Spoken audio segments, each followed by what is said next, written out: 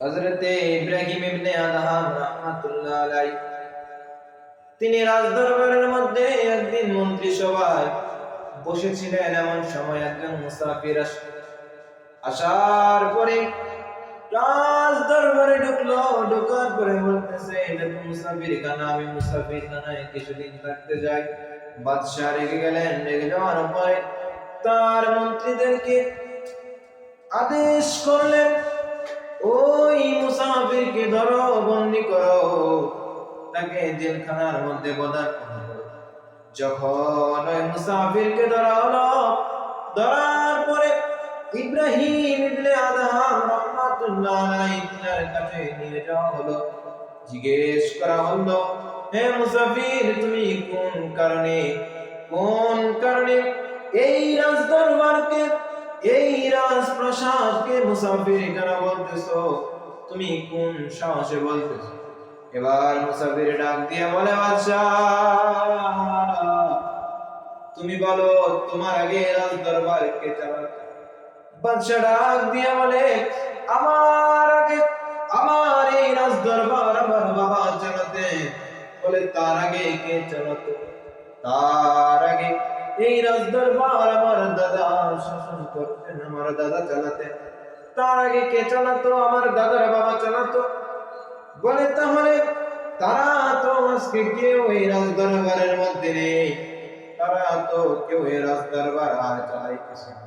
তারা এমন দেশে চলে গেছে যেখান থেকে আর তারা আসতে পারবে না, এমন দেশে চলে গেছে, তারা তো আর এই মধ্যে নেই।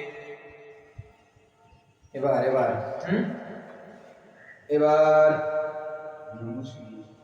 এবার ওই মুসাফির ডাক দিয়ে বলে, বাদশাহ, তুমি আমাকে এমন একটি গ্যারান্টি দাও, যে গ্যারান্টির মধ্যে লেখা থাকবে তুমি বাদশাহ, এই রাজদরবারের বাদশাহী চালাবে কিয়ামত পর্যন্ত। কিয়ামত পর্যন্ত তুমি এখানে শাসন করবে। বাদশা ডাক দিয়ে বলে, মুসাফির, তুমি কি পাগল হয়ে গিয়েছো নাকি?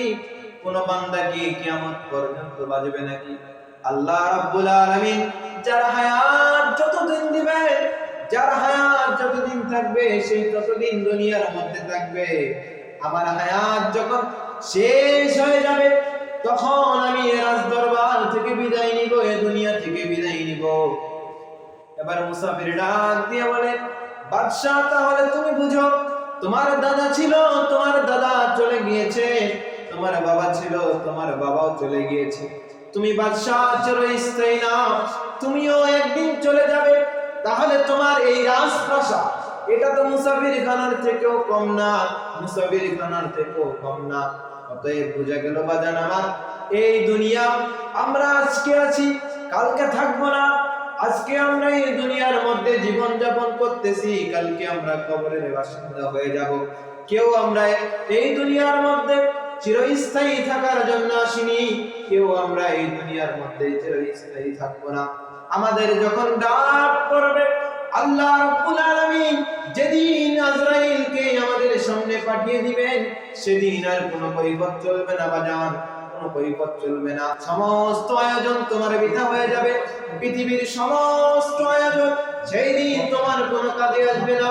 বন্ধু বান্ধব কোনো কাজে আসবে না, স্ত্রী পুত্র কোনো কাজে আসবে না, বাল বাচ্চা কোনো কাজে আসবে না। সেই দিন যেটা কাজে আসবে সেটা হলো তোমার আমল। বান্দা, তোমার আমল, বান্দা তোমার ভালো কাজ সেই দিন তোমার কাজে আসবে, তাছাড়া কোনো কিছু তোমার কাজে আসবে না। এই জন্য জীবন থাকতে যতদিন এই পৃথিবীর জমিনে তুমি থাকবে, ততদিন আল্লাহ রাব্বুল আলামিনের গোলামি করে পৃথিবীর জমিন থেকে বিদায় নিবে।